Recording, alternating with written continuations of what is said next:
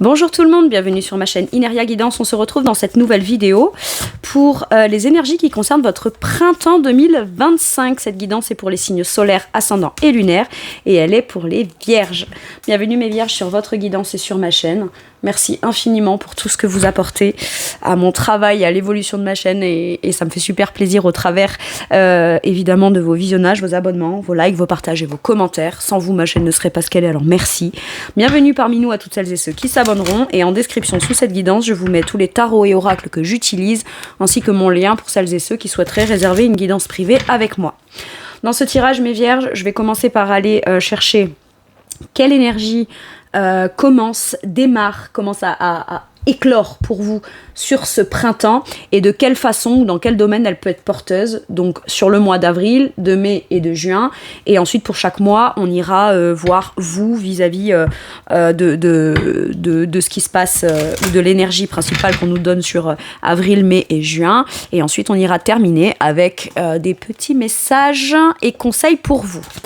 Allez, quelle énergie porteuse commence, donc ça peut être une énergie qui vient de vous, à l'intérieur de vous, quelque chose qui se présente à vous dans du nouveau. Pour mes vierges, s'il vous plaît. Allez, ok, je vais prendre celle-ci, puisqu'elle est à l'endroit. Allez, mais ça a été quoi celle-là quand même? N'arrête jamais de rêver. Bon, d'accord, impeccable. Donc, peut-être que vous vous remettez à rêver. Donc, l'énergie pour vous, déjà, je sens un cadeau. On vous dit que vous êtes sur le bon chemin. D'accord, c'est ce que j'entends, ou en tout cas vous commencez sur le bon chemin. De ton sentiment de gratitude naît l'abondance. Remerciez-vous, mes vierges.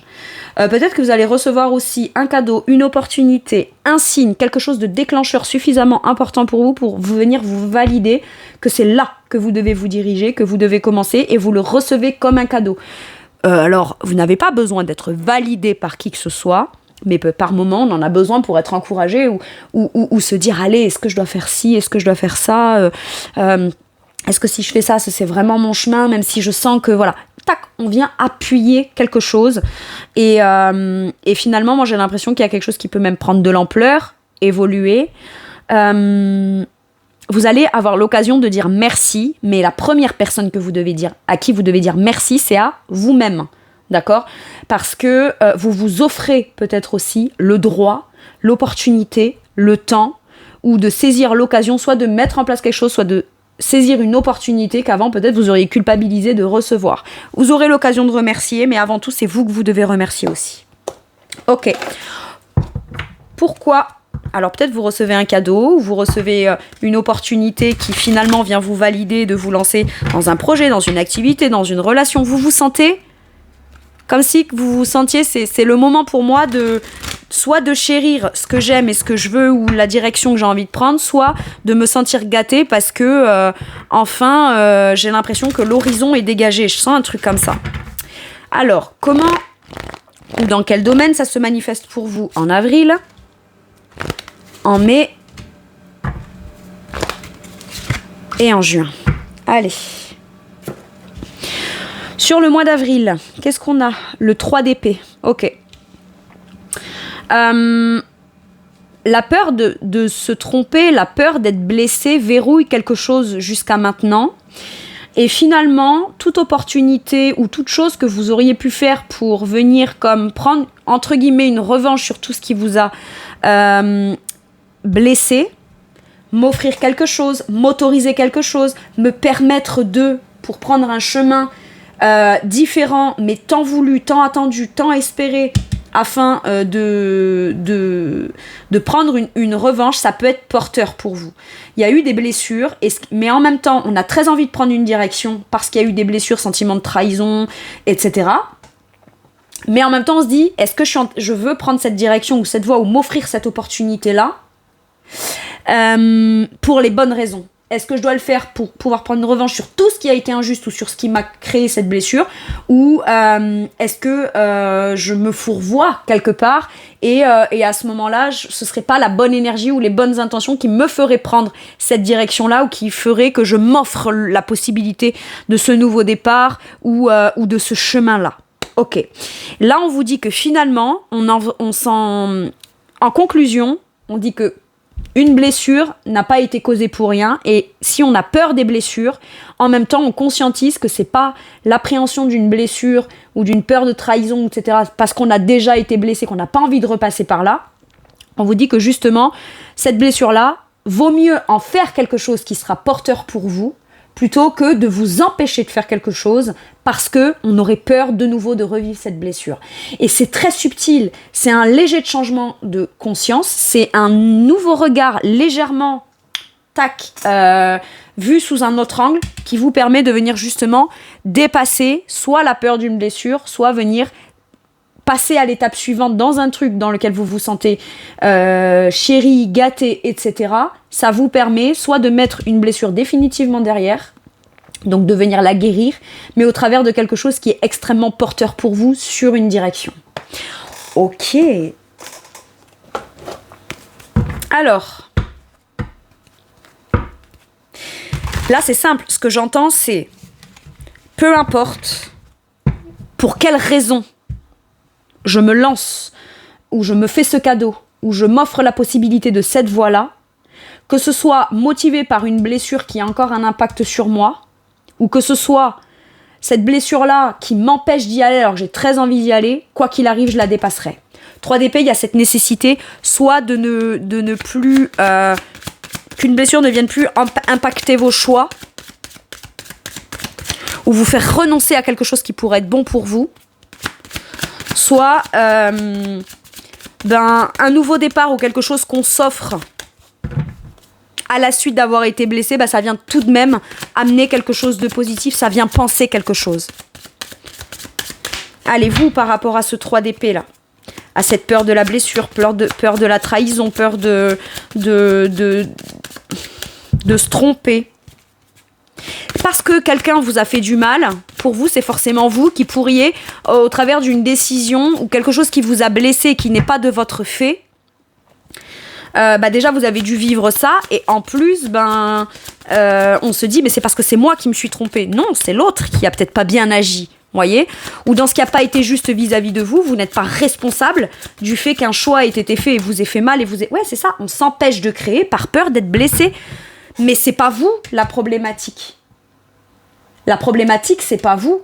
Par contre, là où une blessure devient problématique, c'est quand on s'empêche de vivre, de créer à ce à quoi on aspire, à de l'abondance, du bien-être, de l'amour, ou qu'on refuse. On a beaucoup d'amour à donner, mais on ne le donne plus par peur que cet amour qu'on donne vienne être mal pris ou mal utilisé ou utilisé à profit ou quoi. Donc, on n'est plus dans de la création parce qu'on a peur d'être blessé.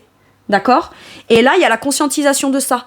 Parce que j'ai été blessée, moi, je ne m'épanouis plus. Je ne m'épanouis pas, je ne m'épanouis plus, je n'ose plus créer, je n'ose plus même ne serait-ce qu'espérer que ce que je puisse créer, ça puisse bien se passer. Et là, il y a vraiment cette idée de réfléchis bien à ce qu'est ton abondance. C'est pas parce que tu as eu une blessure ou que maintenant tu as peur d'être blessé que tu dois renoncer à ce que tu as envie de créer pour autant. Parce que cette création-là, finalement, te mènera à la vraie abondance qui t'est destinée, dans la bonne relation, dans le bon travail, au bon lieu, avec les bonnes personnes, sur le bon chemin. Ok. Et qu'est-ce qu'on a ? Roi d'épée. De manière logique et pragmatique, il y a deux choses.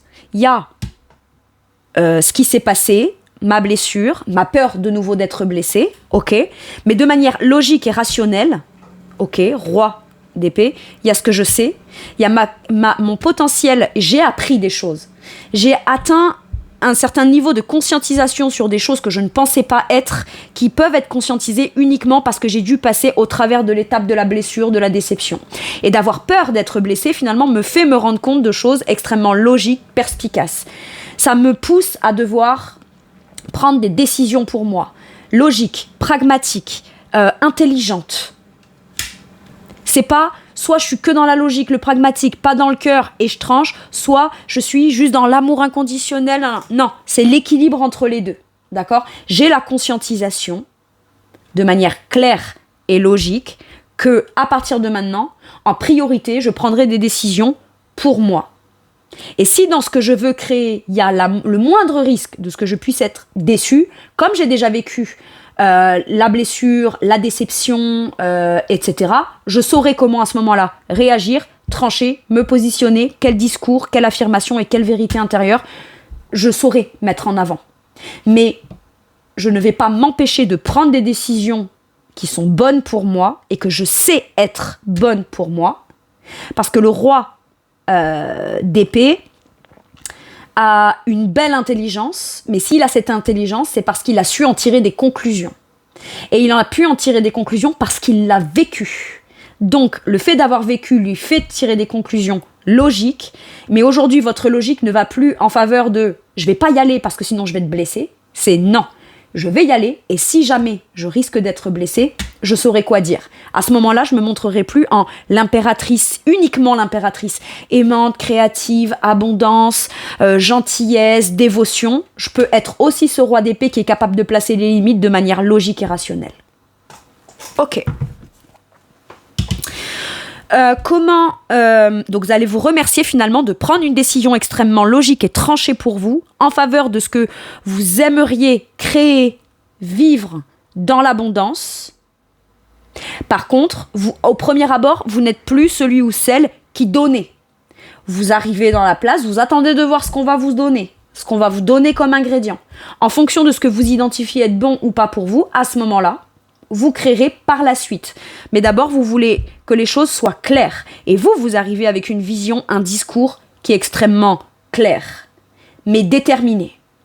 Et à la suite de ça, si on s'assure que du coup, on a été suffisamment clair, qu'on a été bien entendu et que ce qui a été dit a été bien compris comme vous aviez envie de le dire de manière logique, rationnelle et pragmatique, à ce moment-là, vous vous autoriserez à être beaucoup plus dans la douceur, beaucoup plus dans la création, beaucoup plus dans l'optique de vivre quelque chose d'abondant, émotionnellement, matériellement, financièrement, mais vous prenez une décision afin de ne plus être blessé, mais ne plus vous empêcher de vous sentir de nouveau dans le potentiel de quelque chose qui pourrait être créé et qui vous amènerait du bien-être, de la stabilité, de la sécurité, de l'amour inconditionnel et de l'abondance, clairement.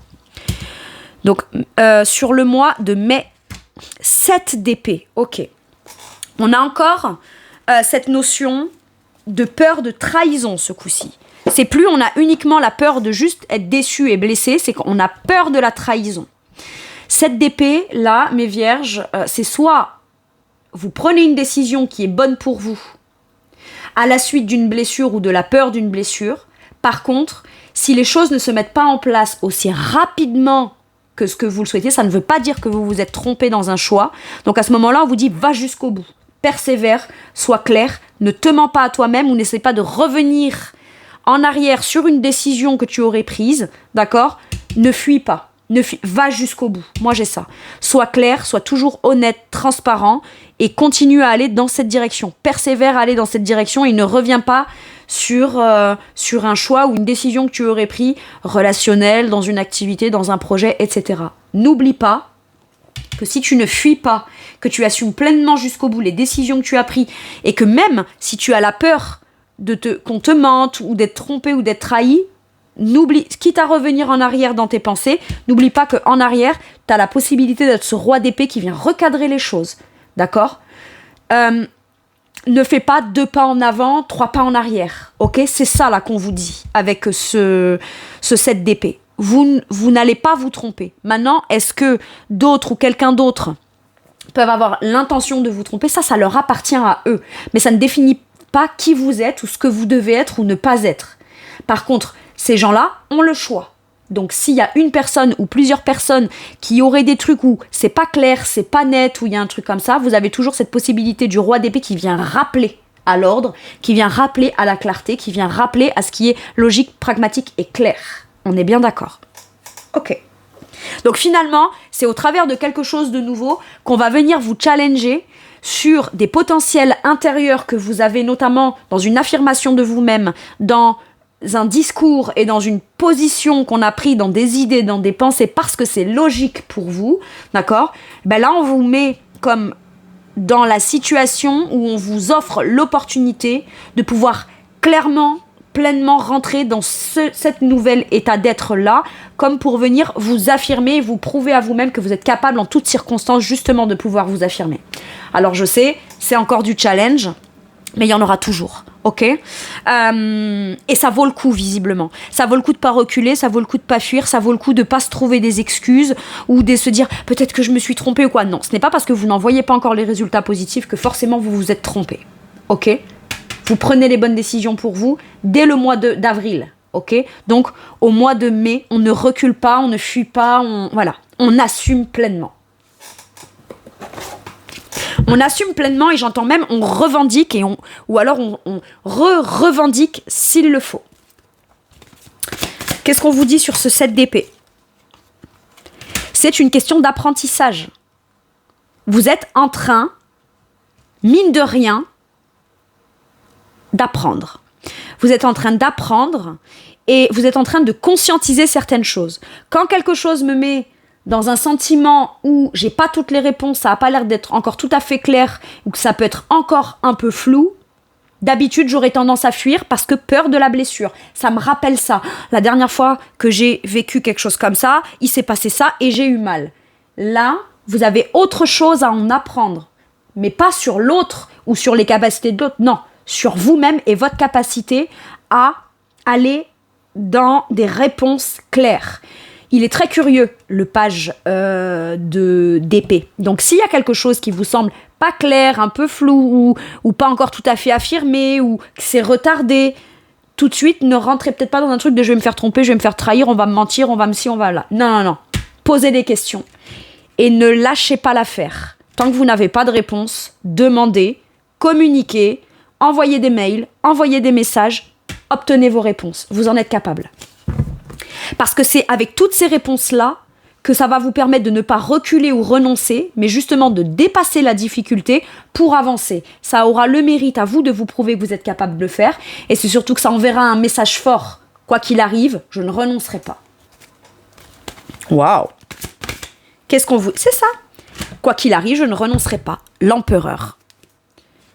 Affirmez-vous. Mais je comprends pas là.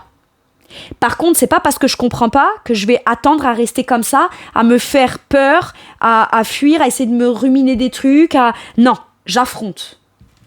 Quel est le problème ? Je m'impose. L'empereur, c'est la stabilité. Les décisions fermes et affirmées qu'on prend et qu'on met en action ou en application de manière concrète, affirmée, stratégique. Je suis le chef, déjà de moi-même. Je ne suis pas ton chef. Peut-être pas. Par contre, la personne qui a une volonté de construire et de passer à l'action doit avoir des réponses claires. Et en fait, vous êtes en train d'apprendre à découvrir le potentiel de leader pour vous-même, quel que soit le domaine que vous avez. Vous êtes dans une énergie ou une volonté où vous avez l'intention de créer des choses claires, nettes, disciplinées, stables. On est sur une énergie de 4 avec l'empereur. D'accord ? Vous êtes affirmé. Maintenant, vous tenez à ce que, si ça concerne quelqu'un d'autre, la personne soit aussi dans la même volonté que vous d'être claire, nette, logique, affirmée. Si c'est pas ça, vous obtiendrez vos réponses, mais vous ne reculerez pas. Vous saurez vous imposer. Rappelez à l'ordre qu'à la base, ce que vous avez décidé, c'est ce qui doit être. Vous n'êtes pas arrivé, vous, en imposant. Vous rentrez dans un truc où vous vous autorisez à vous dire, tiens, ma peur ne m'empêchera pas. Ça peut être par exemple une nouvelle relation. Par contre, j'arrive avec des critères, des principes, des valeurs, des vérités. Je te le dis dès le départ, comme ça, il n'y a rien à cacher. C'est soit ça te va, soit ça te va pas. Si, entre-temps, il y a un truc qui n'est pas clair, vous rappellerez à l'ordre en disant, attends. Moi, je t'ai rien imposé. Quand je suis rentrée là-dedans, je t'ai dit ce que je souhaitais. Tu étais OK avec ça. Si de nouveau c'est flou, je m'assurerai à ce qu'on soit toujours sur la même longueur d'onde, parce que moi, je suis positionnée dans ce que je veux. Je t'avais prévenu. Voilà ce que j'ai là. Je t'avais prévenu. Si c'est professionnel, j'ai l'impression que vous pourriez vous auto-saboter et il y a peut-être un syndrome de l'imposteur là. Et jusqu'à maintenant, ce syndrome de l'imposteur a fait que vous aviez très envie de mettre en place quelque chose, mais pensiez que vous n'aviez pas assez de connaissances, vous deviez encore en savoir plus, vous deviez encore plus vous renseigner. Voilà, je me sens jamais légitime, donc je rentre dans un truc où quelque part je fuis et je m'auto-sabote en pensant qu'il me faut encore plus d'infos, plus d'idées, plus de ci, plus de perspicacité, plus. À un moment donné, stop. Faites. Mettez en place. Assumez qui vous êtes et vous êtes aussi légitime que n'importe qui. que ce soit pour l'écriture de quelque chose, un projet artistique, gagner de l'argent par rapport à votre propre activité. Il y a le truc de ne plus s'auto-saboter en s'auto-dévalorisant, en pensant qu'on ne sera jamais à la hauteur. Vous êtes à la hauteur. Et même si vous n'êtes pas à la hauteur dans tout, lorsqu'il concerne un projet, que c'est vous qui êtes peut-être leader de ça, vous ne pouvez pas être parfait tout de suite. J'arrive, je suis de suite méga compétente, productif, un bon leader, un bon manager, un bon négociant, un bon commerçant. Non, on l'apprend à le devenir, au fur et à mesure. Mais vous en êtes capable. Ok ? Allez. Sur le mois de juin, 10 de bâton. Impeccable. Waouh ! Et en dos de deck, j'ai la reine d'épée. C'est pas juste de l'ego, du mental ou juste une vérité tranchée et comme ça. Non, c'est très intuitif. La reine d'épée, intuitivement, reçoit des informations intuitives. Elle en déduit avec son esprit logique et elle sait trancher. Elle sait trancher, c'est une main de fer dans un gant de velours. D'accord ? Mais elle est quand même très intuitive. Et elle sait prendre des décisions par elle-même, pour elle-même, au travers de toute son expérience. Et tout ce qu'elle a acquis en connaissance au travers de ses expériences. Comme ce roi d'épée. Ok ? Mais avec une dimension beaucoup plus intuitive. On n'est pas juste dans l'acte de la prise de la décision ou de la déclaration de sa vision des choses. Non. On est aussi dans l'évaluation de ses intuitions avec... la reine d'épée, elle est un peu plus douce que le roi. Mais on vous rappelle quand même que vous êtes une figure royale d'épée. Donc vous avez la capacité d'aller... La reine d'épée, elle a une vision claire sur le long terme de ce qu'elle veut, de ce qu'elle veut pas. De comment, ce qu'elle est capable d'accepter, de ne pas accepter. Et elle est radicale. Et elle a raison de l'être. La reine d'épée et le roi d'épée, ils disent, ils se justifient pas. C'est pas, je suis pas capable de négocier. C'est juste que quand je rentre dans un truc trop négociant, je finis par me faire grignoter et avoir. Maintenant, il n'y a pas de négociation. Moi, je veux bien, mais c'est comme ça. Je suis OK et ouvert à des nouvelles idées, à des nouvelles informations. C'est OK. Par contre, j'aurai finalement toujours le dernier mot. Je suis ouvert aux nouvelles idées, à de la nouvelle communication, un nouveau terrain d'exploration, à de nouveaux apprentissages. Il n'y a pas de problème. Par contre, il faut que ça m'interpelle et il faut que tout de suite ça puisse porter ses fruits ou que ce soit, voilà, ce qui est dit, c'est que tout de suite ce soit mis en place. Moi, il n'y a pas de laps de temps de oui, mais je peux pas, mais si, mais là, avec des excuses. Non, il n'y a pas de ça. C'est ça qui est dit, ça m'intéresse, on voit comment on peut le faire, on le met en application. Si c'est pas ça, j'ai pas de temps à perdre. 10 de bâton, on n'a plus de temps à perdre. 10 de bâton, c'est quoi ? C'est un nouveau cycle.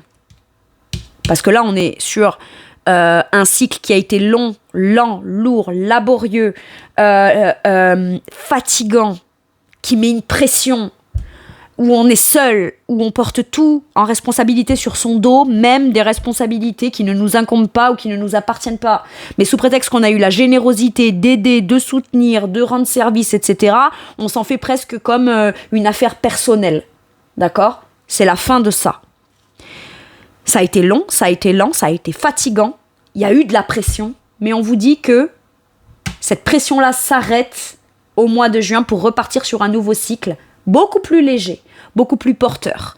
On porte plus ces bagages lourds du passé qu'on amène laborieusement dans des choses nouvelles qui viendront encombrer, peser ou avoir un impact négatif sur ce qu'on tente de commencer ou sur ce qu'on veut commencer. Ok. Donc, fin de la lourdeur et on n'est plus seul. On fait le choix de se libérer de quelque chose qui pèse. Parce que les amoureux, c'est soit je fais un choix, et ce choix-là me permet de pouvoir me libérer de ce qui pèse, me décharger afin de partir sur un nouveau cycle beaucoup plus léger, beaucoup plus enthousiaste, positif, optimiste, porteur, créatif.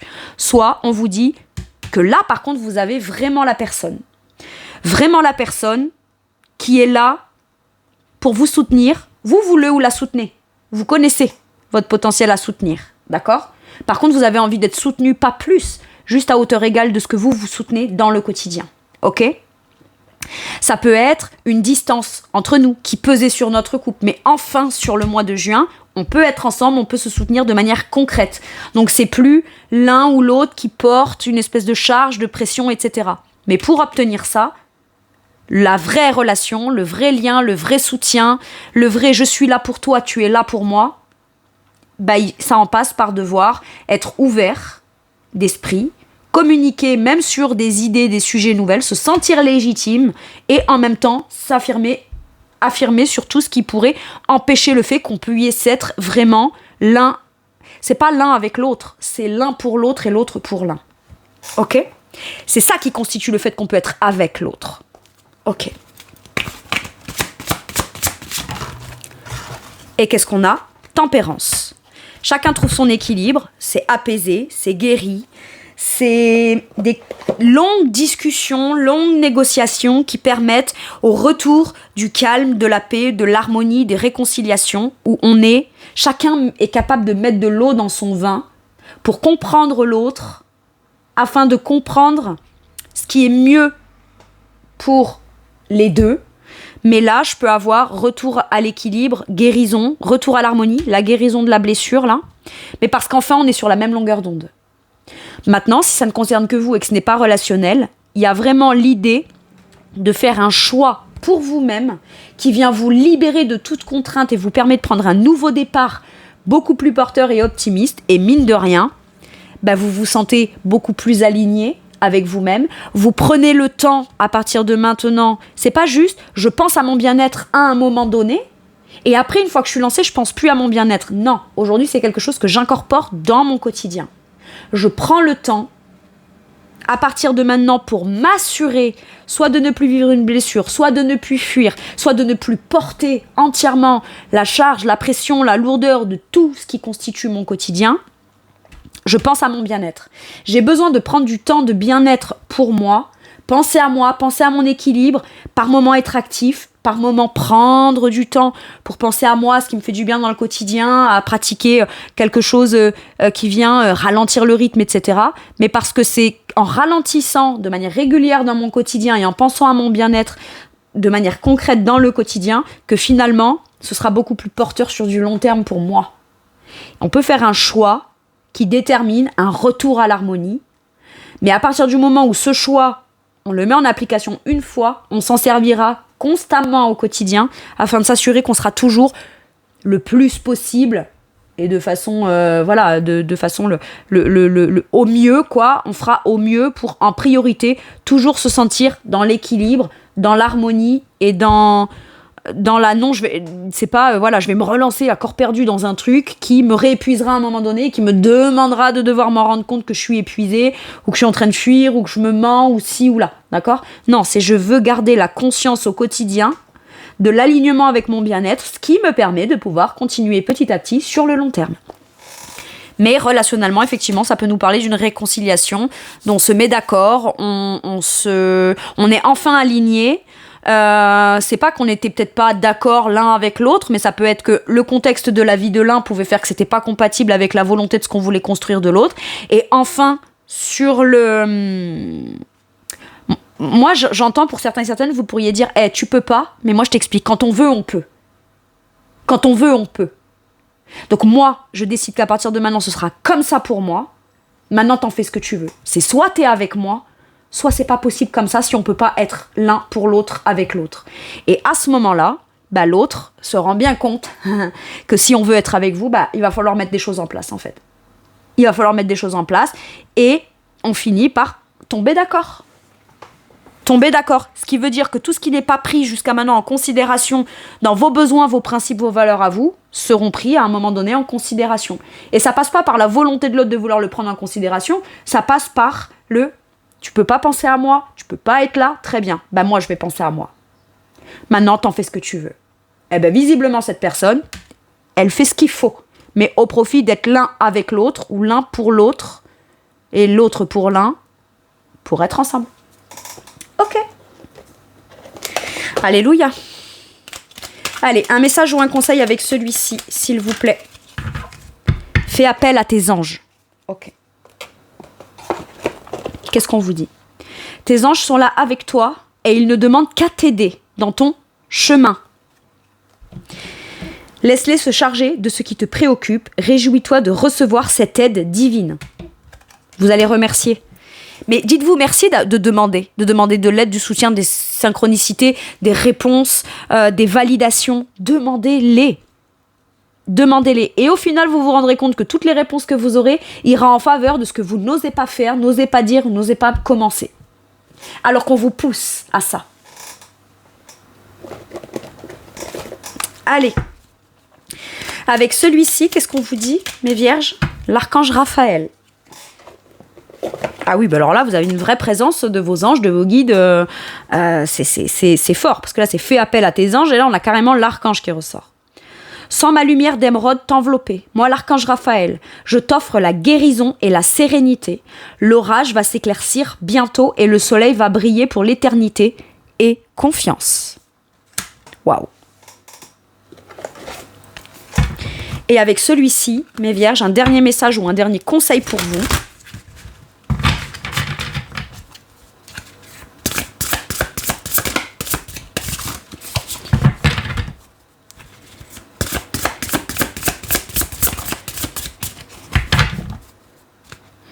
Allez, un message ou un conseil pour mes vierges, s'il vous plaît.